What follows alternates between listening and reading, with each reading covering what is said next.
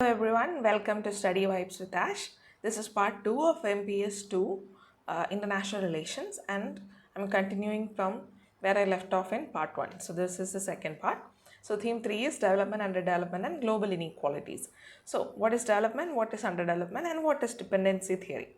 So you know what development is, basically progress, and what they're saying is that underdevelopment कोई naturally नहीं होता है, it is historical, and dependency and underdevelopment theories began from Marxism because there is an economic aspect to it, and obviously the class structure sort of benefits the core countries or rich nations, and that affects the periphery countries which are dependent. Now, dependency theorists like Ante Frank or Samir Amin, Immanuel Wallerstein, all of them argue that global economy is divided into core, periphery and semi-periphery. Now, core countries, what do? They exploit raw materials, labor and markets in the periphery countries. And colonialism was a major reason why this export-oriented economies happened in the global south. And even after independence, these continued because of unequal trade, MNCs as well as international financial institutions, because many of these institutions are headed by whom? The global north. So when they're giving aid to the global south. Best example for that is Latin America. They depend on exports. Like Brazil, Argentina, their major source of income is what? Export of raw materials. And then Africa, they rely on mineral extraction. And that is, who is extracting all those minerals? These big companies. So underdevelopment is structurally produced. So if you have to end global inequality, you will have to transform everything, including economic systems and the exploitative relationships. Next one is the environment development debate. So what is the main question here? Can you have economic development without harming the environment? And this is something very important when it comes to climate change and resource depletion, right? So developing countries focus on growth.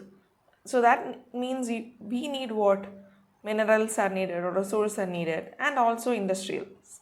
Now, environmentalists want that when you go on this development path, and if it is not checked, or if you do not regulate it properly, that will lead to pollution, deforestation and depletion of resources. So then the magic mantra is what? Sustainable development. What are the major challenges?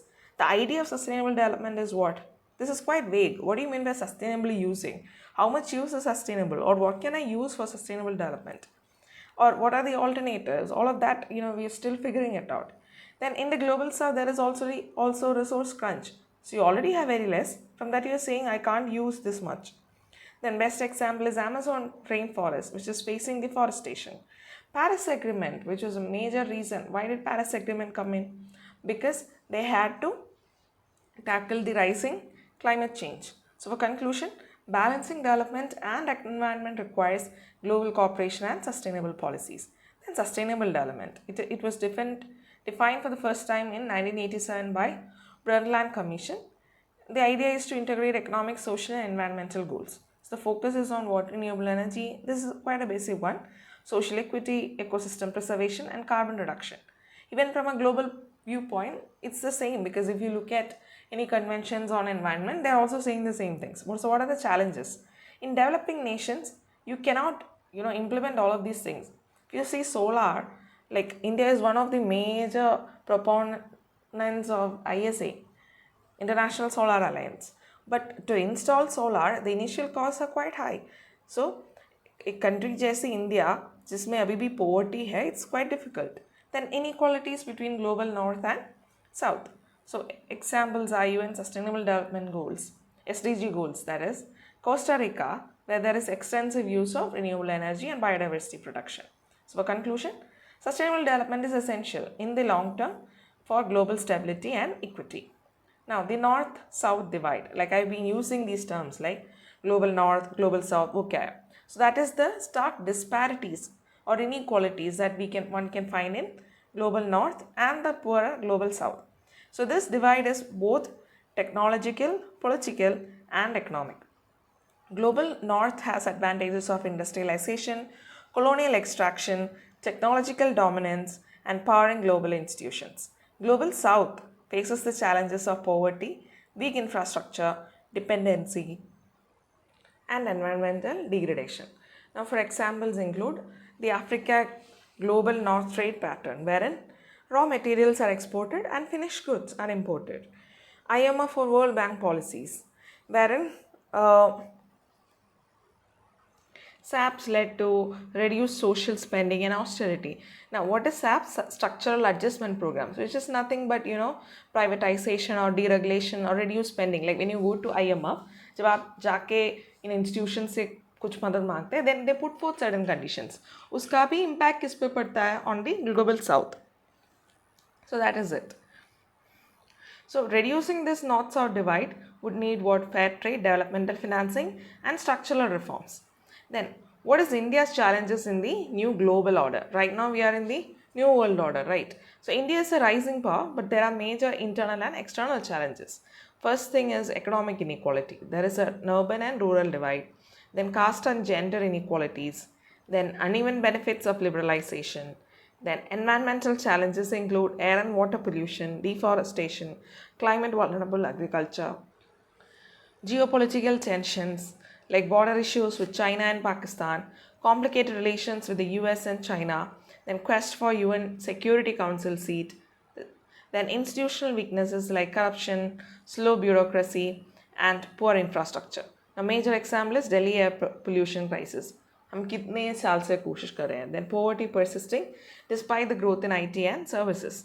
So for conclusion, India must address the inequality, environmental issues and governance to fully benefit from globalization.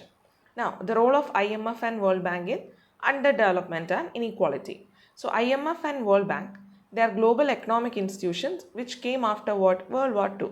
So, but their idea was for what? Development of everyone, but they are criticized for increasing inequality.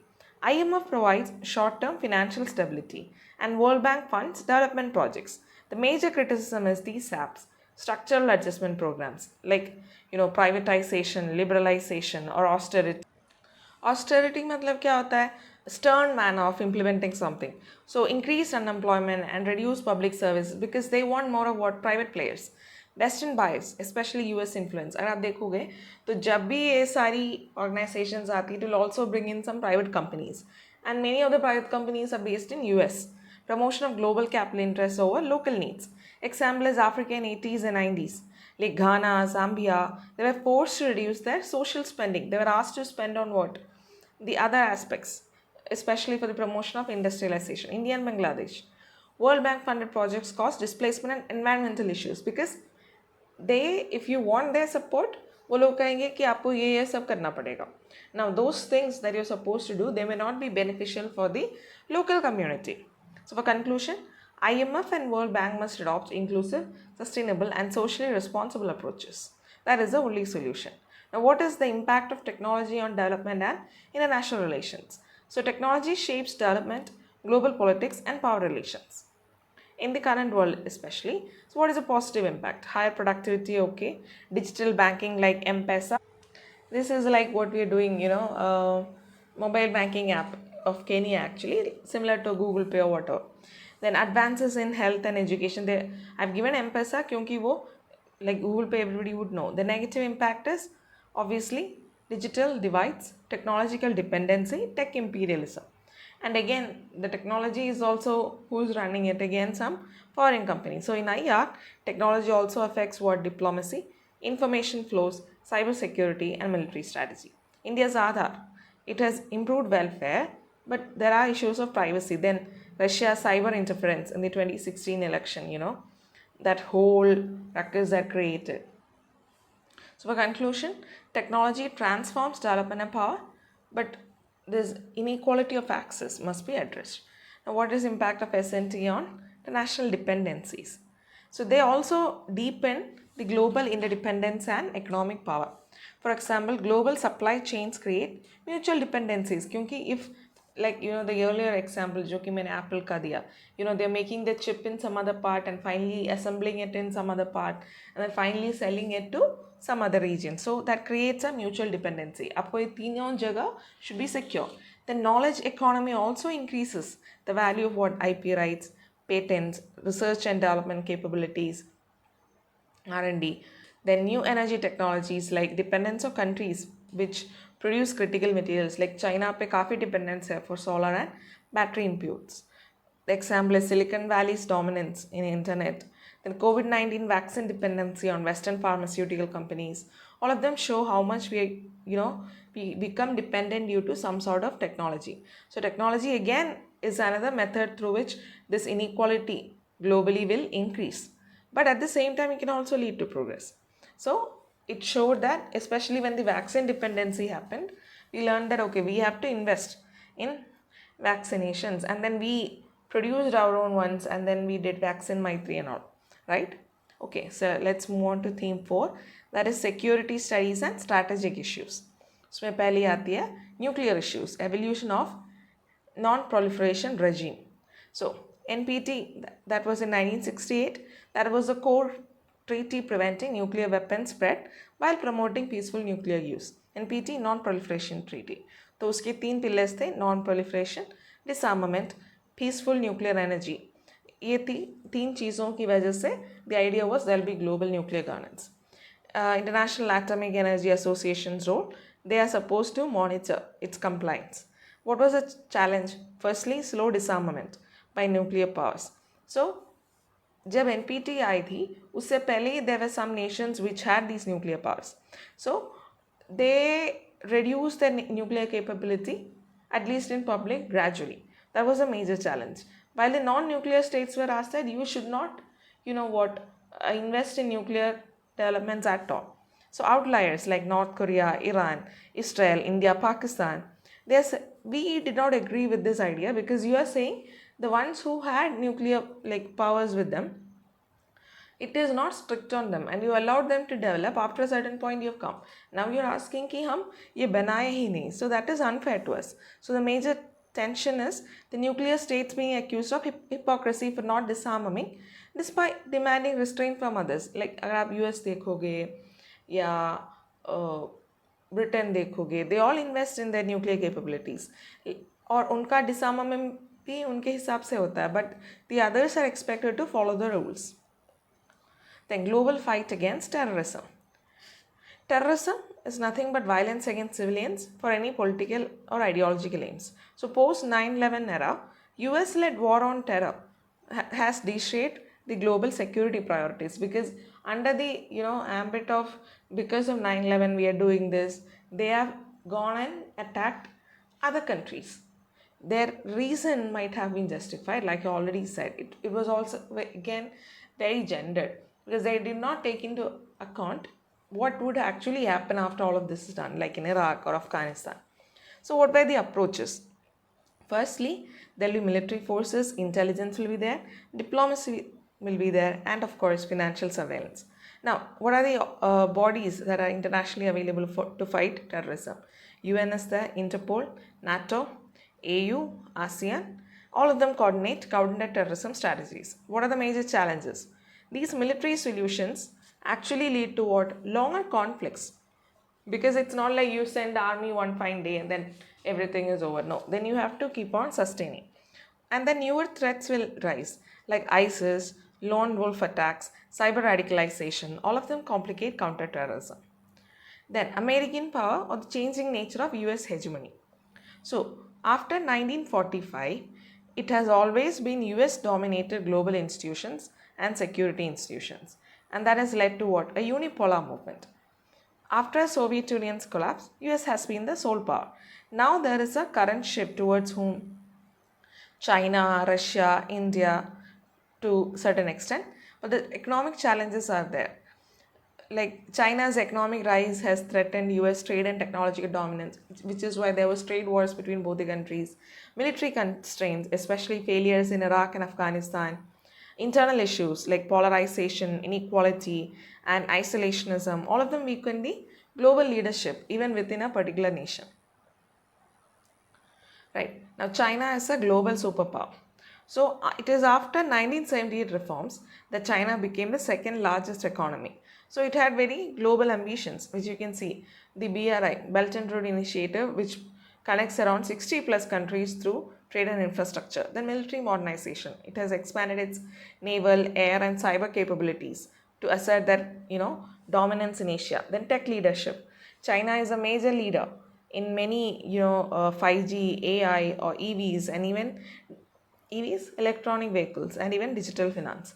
Political models. There is a state-led development. So, like the state is sort of governing everything as opposed to Western liberalism. Because in liberalism, what happens? State control is very less. It's always market-driven. Geopolitical shift. It is challenging the US power. So now the rise in China has led to bipolar or multipolar international order present times. Then what are the key features of Cold War? So there was a bipolar war between US and USSR, and their rivalry was shaping the 47-91 that time. Now there was an ideological conflict. On one side there was capitalism, USSR represented communism. So obviously ideological differences. At the same time there was arms race as well, because both of them were nuclear countries, so there was a buzz for mutually assured destruction. That is mad. Now proxy wars kept happening. It was called Cold War because they were not fighting directly. They were fighting in other areas like Vietnam, Korea, Afghanistan, and then these countries became the victims. And Europe was divided due to like Iron Curtain and Berlin Wall. All of them symbolize that global divide. I hope you know what Iron Curtain is. It sort of divided East Europe and West Europe. Similarly, Berlin Wall separated the East and West Germany. Right. Cuban Missile Crisis, that again brought the world closer to nuclear war. So those were the major features during the Cold War era. Then now, what is the new Cold War dynamics? So there is a multipolar competition between US, China, and their competition has replaced US-USSR. It is economic warfare like tariffs, supply chains, sanctions, then tech wars, 5G, AI, cyber warfare. Then Russia's resurgence, like what happened in Ukraine or Syria. Then hybrid warfare, it will be cyber attacks, misinformation, rather than fighting with arms. Then global realignment, like nations hedge between US and China rather than aligning. Earlier during Cold War was majority of the nations were either forced to align with US or USSR. But right now, they are not forced to choose either of them blindly like that. Instead, they sort of stay on the boundary, and whichever benefits them, they'll go to that side. Now, theories of intervention. First one is the realist view. Realist view states that intervention is only justified when your basic national interests are at stake. Liberal view states that humanitarian values, just for human rights, protection, you can intervene. Constructivist view states that norms and identities decide when intervention is acceptable. Then core tension is always between sovereignty and moral responsibility, so that mass atrocities are reduced. Then what are the various kinds of intervention? So the first type of intervention is military intervention, that is direct use of armed force to influence another state, like what they did in Iraq. Then humanitarian intervention, where you can use in the military force itself to stop mass atrocities, like in Kosovo. Then economic intervention, like putting sanctions or aid to influence the state behavior, like in Iran. Then what is the core idea of all of these interventions? They might differ in tools, but this idea is issues of sovereignty and legitimacy. Why? Because the sovereignty should always rest within or with that particular nation. But when an outside force comes in, no matter what the reason is, you're giving up on that sovereignty, as well as how legitimate is that intervention. It's as good as an attack. And in the long run, actually, अगर आप देखोगे तो Iraq में, अफगानिस्तान में, the intention was always good, but eventually it became nothing but useless. Okay, next theme is international institutions and global governance. So major one is UN and Security Council reforms. So UN was created in 1945. What was the aim? For peace, security, cooperation and human rights. Then Security Council has 15 members, 5 permanent, and they hold the veto power. So that creates a structural imbalance, right? And this veto power is criticized. Why? Because any P5 member can block the action. So therefore, again, global decision making is again affected. And also, why only these 5? Then World War II era structure, obviously it came after that, but right now it's outdated because there are many other rising powers like India, Brazil, Japan and Germany. Then, so there have been reform demands like to expand the seats and also to limit the veto, that only bring in the veto during humanitarian crisis or make it super majority or something. Example is Syria crisis vetoes. Russia and China blocked the resolution even though there was major issues happening. Then India's membership campaign. India has been asking for permanent membership for so long, but it has not been granted. Next one is role of UN in self-determination. So what is said in US Charter? It is seen as a fundamental principle for political and economic autonomy as well as key to decolonization. In fact, it is self-determination that helped Asia and Africa to attain or gain independence in mid-20th century. So UN facilitates referendums and that enables peaceful transitions. Then but during secession conflicts it is this idea of self-determination is hard to apply, like when there is Catalonia within Spain or Iraq and Turkey. Regarding Iraq and Turkey, Kurds have been asking for independence. So in these cases it is very easy to difficult to ascertain how to give them that demand or how to cave into that demand. So tension with state sovereignty, because territorial integrity might be saying that Iraq is a unified whole, but certain regions or people from that region is asking for something else. So example is South Sudan in 2011, UN supporting the referendum and that led to a peaceful state creation. Kosovo in 2008, independence was recognized by many, but again Serbia and Russia contested because they claimed that it affected their autonomy. Well, in the case of South Sudan, it was all fine. Okay. Right, now IBRD, World Bank and IMF functions. So what is the job of IBRD? International Bank for Reconstruction and Development. So again, like the name suggests, it's for infrastructure, health, education and poverty reduction. And who would be requiring all this? Global South, that is developing states. And World Bank Group, that's the 5 institutions. They work broadly on development, policy advice and institutional building. Then IMF stabilizes the global monetary system. But this conditionality, that is structural reforms or austerity, they often lead into what? Further inequality. Then World Bank supports development projects, especially across Global South for construction of schools, energy sectors, roads, water. But IMF has intervened during crises like 1997 Asian crisis or 2008 financial crisis. It was IMF which intervened. Then WTO structure and objectives. It was created in 1995. It replaced GATT to regulate global trade. It's a ministerial conference and that's the highest body. And every 2 years, this sets a direction which is very broad. Now, the General Council is the one which has daily operations. And this General Council has a dispute settlement body. So, if you have any trade related dispute, you can go to WTO and the General Council, which has the dispute settlement body, will resolve it. Trade liberalization is the core goal, so that tariffs or quotas are not, increased incessantly.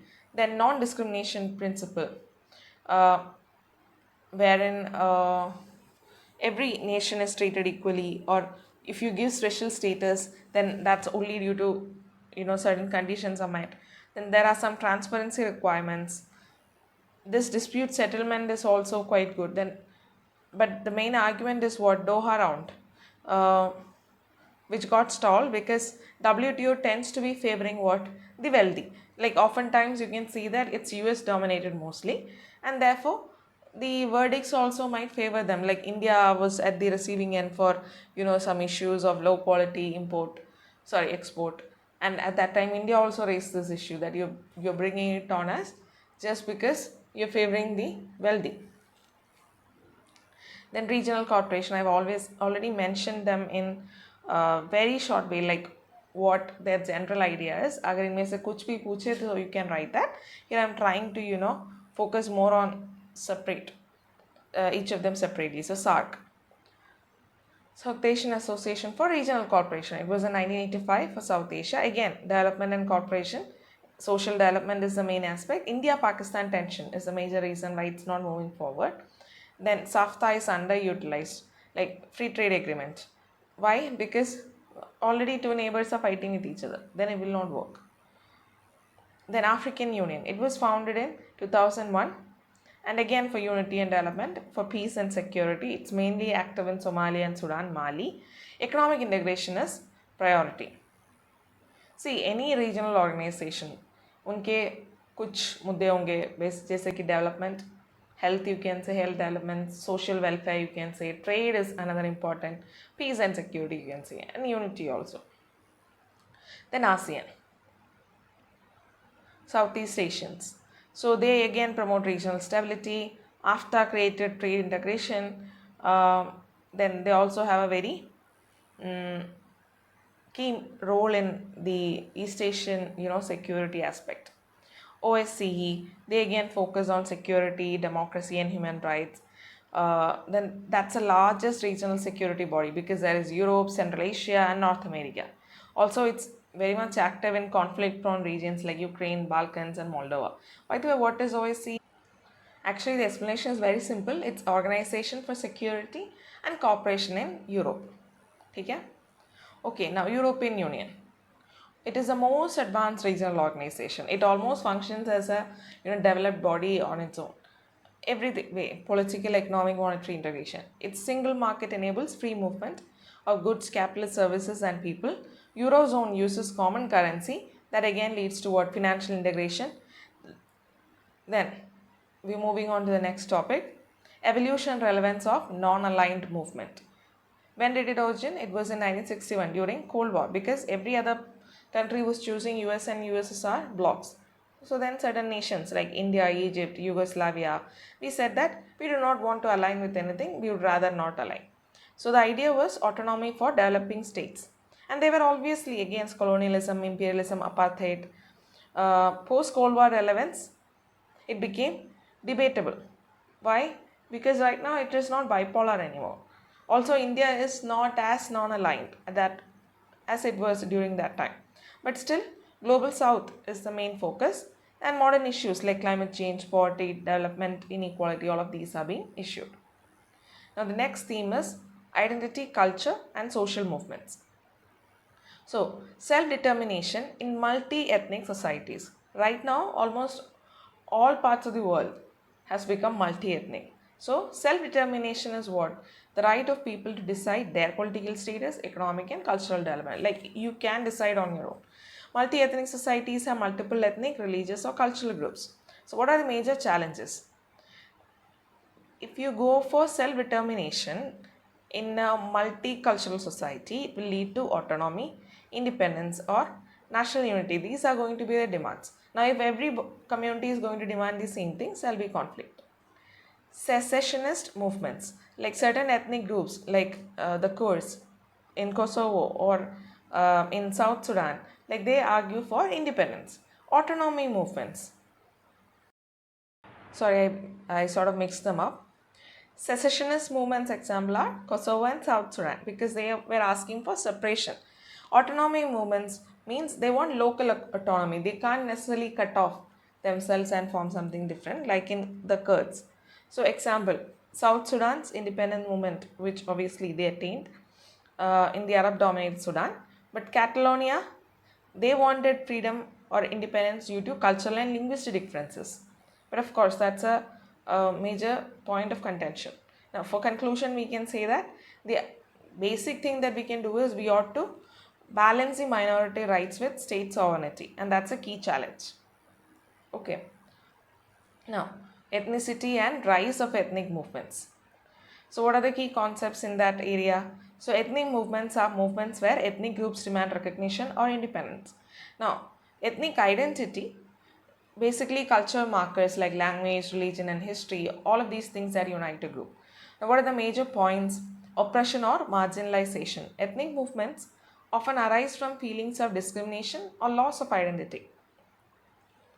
Then they also demand diverse things, like it may not be simply autonomy. They might want humanitarian development, welfare, independence, and violence versus peace. Some of them are peaceful while some might resort to violence like Rwandan genocide. So Kurdish movement, they want autonomy from Turkey, Iraq, Syria and Iran. It's actually a major issue because the region is spread. Then the Tutsi Hutu, Rwanda, the violent ethnic conflict that led to genocide. So ethnic movements are major players in shaping global politics and they often challenge state borders and national identities. Then comes condition of national minorities like in Central Asia. So their key concepts are national minorities can be ethnic, linguistic or religious groups. They are smaller in number within a country. Now post-Soviet states, new nations are formed after USSR was dissolved. So those multiple states again brought in issues of minority majority. Now, what is the issue in these national minorities? Discrimination and exclusion, Soviet border legacy, because the borders may not be as correct or as apt. So again, that leads to tensions. Limited political power because minorities do not have that sort of representation. Example is Uzbeks in Kyrgyzstan. There obviously language policies and exclusion are being debated. Tajiks in Uzbekistan, there is a historical discrimination and suppression of cultural rights. So the major thing is these minority rights must be addressed, and that is important for Soviet Central Asia. The diaspora and transnational movements. Diaspora is a community of people who maintain ties to their homeland even after migrating. कुछ लोग हैं, they go abroad and then they take citizenship or they do not want to come back. That is not what it means. Actually, anybody who goes abroad, no matter whether you take citizenship or not, after a point, you will become nostalgic to your homeland. So they will become diaspora. Transnational movements that operate across borders. So then they are tackling global issues. So diaspora issues are often across the borders. So it will affect both their home country as well as host countries. Transnational solidarity. So they want what? Humanitarian rights, migration, environmental justice. Also social media plays a major role. Example, Palestinian diaspora. Even though they might not be living in Palestine, they still advocate for what? Palestinian rights. Cuban American influence. Many immigrants from Cuba are settled in US. So you'll find a lot of US policies being directed for their welfare through political activism. So diasporas and transnational movements are important both for local as well as global politics. Then indigenous people and their movements. Who are indigenous people? They are the original inhabitants and they might have a distinct culture and history of their own. Indigenous movements are the movements put forth or taken forward by these people either for their rights, territories and culture. Mainly they might have a colonial history because they have faced oppression, land dispossession and cultural erasure, which is why they became indigenous. Land and resource rights, because that is what was taken away from them. Then international recognition, instruments like UNDRIP, that is United Nations Declaration on the Rights of Indigenous People. It is for protection of their rights. Example is Standing Rock Sioux tribe. So there was a protest against Dakota Access Pipeline to protect water and land by them. Then Amazon rainforest protection. There are many Brazilian indigenous groups who fight against deforestation and land encroachment. So these indigenous movements are critical to protect the cultures, land rights and environmental sustainability. Now, next theme is NGOs, TNCs and civil society. So what is the role of NGO in global governance? What are NGOs? They are non-governmental organizations. So their job is to bridge the gap between governance and intergovernmental organizations and even people. So it's not simply, formulating something. There ought to be a sense of charity or service as well. So advocacy and policy change, that's something they can do. It can be in any realm, human rights, environmental protection, gender equality, whatever. Humanitarian aid and development, especially Medicine Sans Frontiers. They provide emergency relief in conflict zones. Monitoring and accountability, Amnesty International, it acts as a watchdog against any kind of human rights violation. Public awareness, they can create grassroots mobilization. Best examples are obviously Amnesty International, Greenpeace that ask for environmental protections. So there are key players because they are not part of the government, so they're not power hungry and they represent the civil society to a large extent. Influence of TNCs. TNCs are transnational corporations. MNCs are multinational corporations. Okay, they are powerful global entities and they control vast resources and they also operate in multiple countries and they have a huge economic power, and that again enables them to control politics, trade and state policies across Many. So economic power like Apple, Amazon or ExxonMobil, they have revenues larger than even national economies. Lobbying and political influence, because then they can bring in favorable trade deals, tax policies or regulatory frameworks. Global supply chains, they influence the labor markets and environmental standards across countries through the control over global supply chains. CSR, they engage in corporate social responsibility but they lack sincerity. So Apple, for example, they influence the global trade even in China. ExxonMobil lobbies for energy policies to favor their interests. So these TNCs, they exert very huge influence on global politics and that shape the regulations. Okay, while they drive growth, they also raise concerns regarding labor exploitation and environmental damage. Now, the role of civil society in promoting democracy and human rights. Now, civil society, again, it's a variety of non-governmental organizations that work to promote democracy, human rights and social justice. So what is their role in democracy and human rights? So they can advocate for human rights and democracy. Then accountability and transparency, grassroots movements, that's something that they can do. International solidarity, because they'll get a network across multiple nations. Example, Human Rights Watch, who document human rights violations. Arab Spring, where civil society organizations played a key role for democratic reforms. So it is vital in promoting democracy, human rights and transparency. Next is challenges faced by NGOs, TNCs and civil society in global governance. So even though they are important, these NGOs, TNCs and civil society, they have significant challenges to face. They could be political, economic or social factors. First is funding constraints. Obviously, they have to find money from somewhere. So when you're dependent on money over something or some organization, then you will not be able to work freely. Government resistance, obviously you can see many instances where government has done crackdowns or NGOs like in Russia or Egypt. Then accountability issues, because that is one major issue, like what is their source or how are they working, all of that. Challenges faced by TNCs, regulation and oversight. Uh, because what they do is they'll try to find loopholes and that will lead to damage, be it in taxes, labors or environmental issues.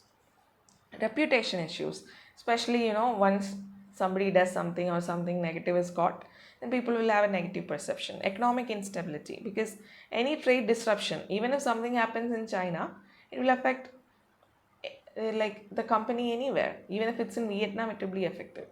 For civil society, repression and censorship. Then access to decision making, because many of the decisions are being influenced by TNCs or state actors. So then how will the civil society intervene? Fragmentation, because the civil society itself is diverse, so then that can lead to difference of opinion and they might themselves be fighting amongst themselves, all of that. So NGOs facing restrictions in Russia and Egypt. TNCs like companies like ExxonMobil or Shell face challenges in addressing the environmental impact. Civil society movements in Hong Kong and Belarus facing violent repression. So although they play a major role, they also face significant obstacles. Only even though these difficulties are there, they are still fighting for what? Global standards and accountability. Then science, technology and international relations. I think I have touched upon this. Let's quickly go through it. So just like how it has shaped our day-to-day life, it has also shaped the economic, political and security dynamics and has altered global diplomacy, trade and military strategies. Economic power and innovations. The nations which are leading these technological innovations, they are the ones that are controlling global markets like US or China, because they have developed so much in AI and 5G.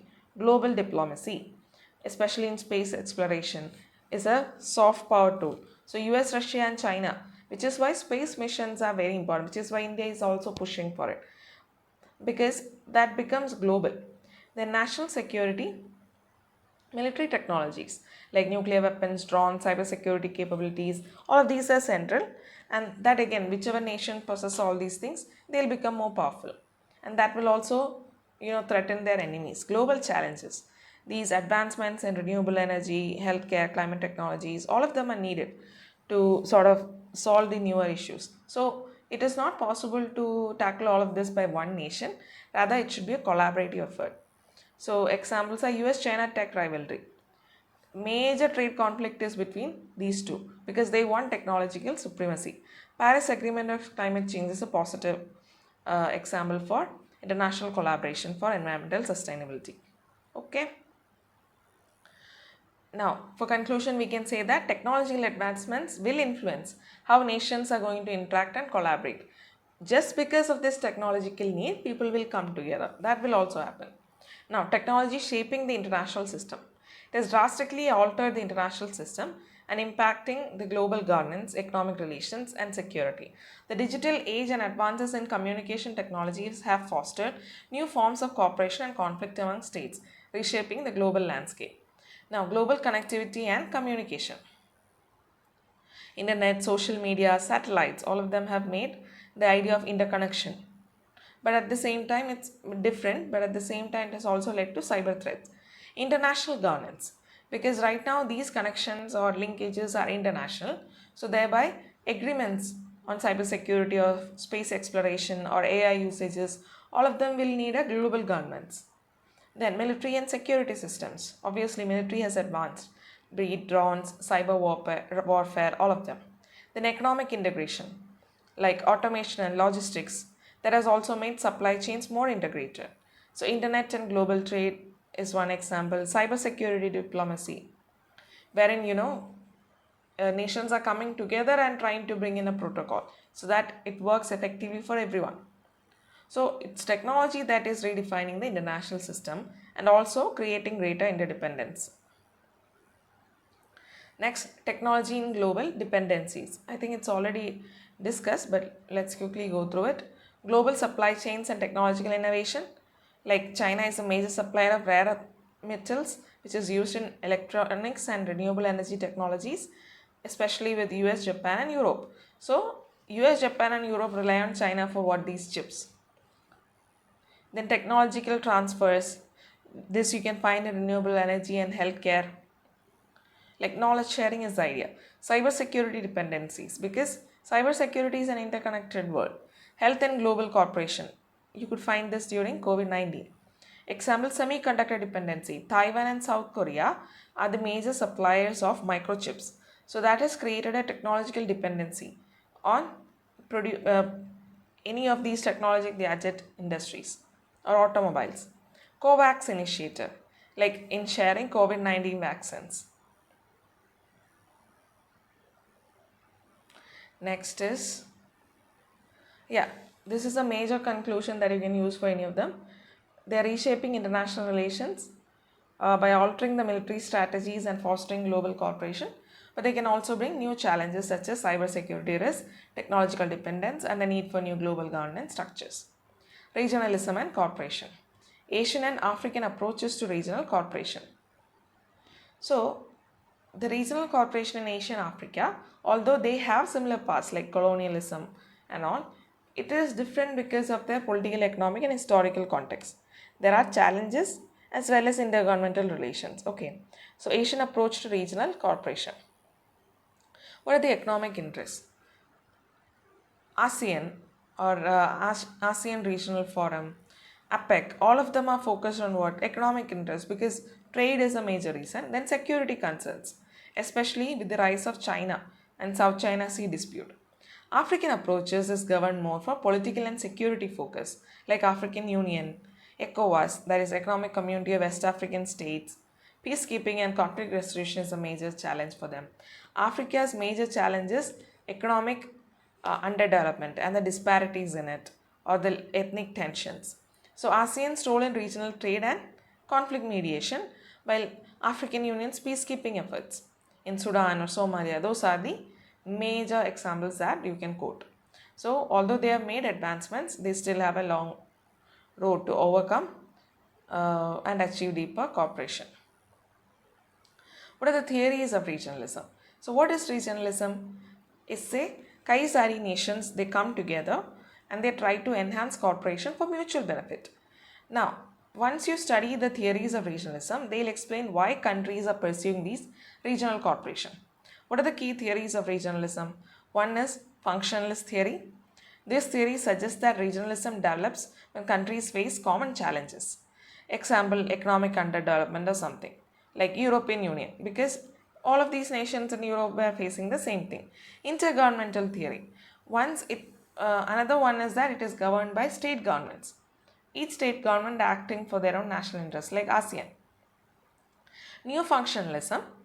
It is for cooperation in one area, but later they'll expand it to other areas. Again, for you can see that it was started for trade and to ease trade across these European nations, but later now it has become political body as well. Constructivist view states that when you have a shared ideas or identities, like in Africa, the Pan-African identity is a major reason for African Union. I've already said that. So there are major theories. What are the major theories? Constructivism, neo-functionalism, intergovernmental theory, and functionalist theories. Then evolution and relevance of NAM. So NAM again arose during the Cold War era when there was disputes or issues between US and USSR. So it was a platform for countries to remain neutral. NAM's main aim was to remain independent of the West, which was capitalist, and the East, which was socialist. So the principles were sovereignty, self-determination, non-interference, and peaceful coexistence. And it attracted countries from Africa, Asia, and Latin America. During Cold War, NAM was a significant platform for promoting the interest of the global South, and it advocated for decolonization and the new international economic order. Post-Cold War, the contemporary relevance has reduced because the member states have become divided on opinions of economic liberalization and regional conflicts. But still, it is still a forum where you can debate global justice or equitable development and sovereignty. Bandung Conference was the main basis for NAM, and during Vietnam War, NAM was one of the proponents that advocated for peace and neutrality.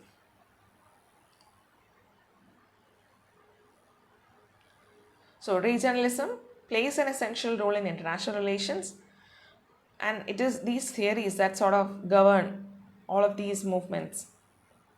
And these organizations are important for greater integration and mutual support in the face of evolving global issues. Now the next theme is India in international relations. First thing is India's claim for permanent UNSC membership. So India has long been asking for this permanent membership because UNSC now has 5 permanent members, that is US, Russia, China, France, and UK. And these 5 sort of exert major control. So India's idea behind asking for this permanent membership is that India wants to be a major player in global politics. So what are India's arguments for permanent UNSC membership? Firstly, it's a rising global power. It's one of the fastest growing economies. Geopolitical role in South Asia, India is a major player. And then it also plays a major role in addressing security challenges, especially with Afghanistan and Pakistan. Support for UNSC reform like India, Brazil, Germany, and Japan.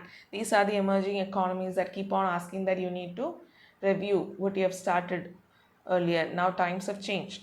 Then moral authority, because of its long legacy, as well as its participation in peacekeeping missions in Sudan, Congo. So what are the challenges? Main challenger is China, because China and India are not necessarily friendly. So China sees India as a threat, and so it doesn't want India there. Then India has consistently called for UNSC reform. India's role in peacekeeping missions strengthens this case. This is complex, but obviously the fight must continue. India in the new global order. Because it's a rising global power, and in this multipolar world, along with China and Brazil, India has also become a strong economic, political, and military power. So what are its roles? First is economic influence.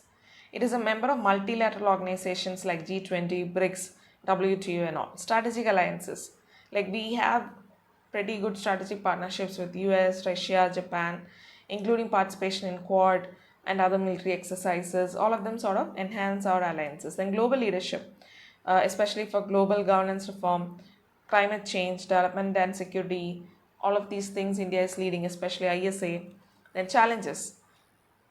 First one is its relation with China. That's a major one because China and India does not see eye to eye on anything. Then economic disparities, that's still important. Then our domestic issues like infrastructure, development, poverty, corruption. So examples, India was an active participant for Paris Climate Agreement as well as renewable energy initiatives. Then the evolving India-US partnership in defense. We have been rising slowly in that. So India is a major central player in the new global order. And our roles in climate change, trade and security is becoming more and more important. But at the same time, India must also solve its internal issues. Now, India is an emerging or middle power. What is an emerging power or middle power? It is a country that has significant regional and global influence, but it's not a superpower. So it is driven by economic growth, military capabilities and diplomatic engagement, just like other global powers, but it's not so super developed or super powerful like, let's say, US or China at this moment. What are the key characteristics of India's middle power status? First thing, economic growth. Our growth, especially in IT services, our trade has increased, our exports have increased, all of that. Then these private companies' investment, diplomatic influence, because we have relations with both developing and developed countries like through BRICS, UN, ASEAN, or even one-to-one also. Military strength, our nuclear weapons. Though we are not a global military superpower, we have our innovations from DRDO, Agni series, Trishul, all of that, which comes in news, all of them. Then global role. India's middle power status allow it to influence regional and global issues like climate change, global health and counterterrorism. Then the growing role in Indo-Pacific region through Quad highlights its international leadership. Then for example, our leadership role in BRICS, then the Quad alliance with US, Japan and Australia again, that shows our dominance in Indo-Pacific region. So a major challenge is what? To balance the rising power, regional tensions and internal development needs. What are the implications of the new world order for India? The changing global order, characterized by a shift toward multipolarity and the rise of China, presents both challenges and opportunities for India because we are a key player. What are the implications? First, it's a multipolar world and that offers India major opportunities to align with regional as well as global powers. So China's rise is a major challenge. It also opens up avenues for what? Cooperation on trade or climate change. Regional security issues from Pakistan and China. So that means we need to align better with whom? US, Japan and Russia, who are our better neighbors. Then global trade and economic policy. Because globalization is facing challenges, India must ensure continued growth and integration into the global economy. Then climate change and sustainability. Climate change is a critical global challenge that requires international cooperation, and India's role in global environmental governance, particularly in initiatives like Paris Climate Agreement, has made it a key player. Then examples of India's role is how India is committed to reducing carbon emissions, as well as the leadership role that we fulfill in climate negotiations. Then our increasing ties with the US, as well as involvement in Quad. That's also a strategic approach. So the new world order has both challenges as well as opportunities. So India must play a key role in shaping the future of global governance by using this global influence. Now, to conclude all of this, as we are moving towards multipolarity, India's influence is only going to grow.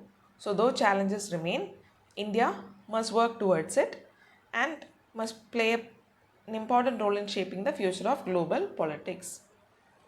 So with this I am winding up MPS 2. I hope this has helped you. तो आप part 1 भी देख लीजिएगा और part 2 भी देख लीजिएगा. I think this will cover all the major questions और इससे आपको एक अच्छी सी मार्क भी मिल जाएगा. और अगर आपके पास अपना खुद का कोई एग्जाम्पल्स है then you can add that also. So thanks for watching and please subscribe the channel, like share and put in your comments.